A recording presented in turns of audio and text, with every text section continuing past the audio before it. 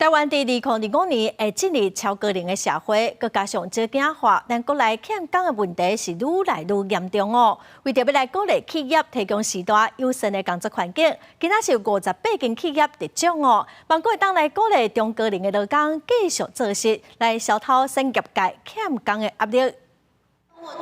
73岁老阿伯伫连锁素食店一头路，替公司替伊改良的点心纸拿。伊讲改良过，用起来真轻嘛真方便，因为企业特别替伊打造友善的工作环境，互伊逐工上班拢就快乐的。我有时还搁咧修文吼，所以头脑较清醒，较袂老人痴呆症。我们的这个 POS 收银机的字幕啊、键盘有放大，再来就是他们的手持的这些设备工具，是让它做一些轻量。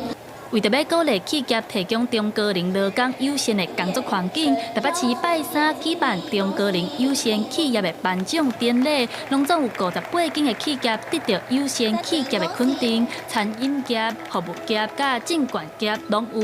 因为阮是金融证券业啦，吼，所以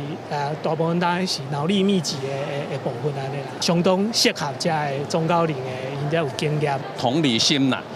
这个同理心，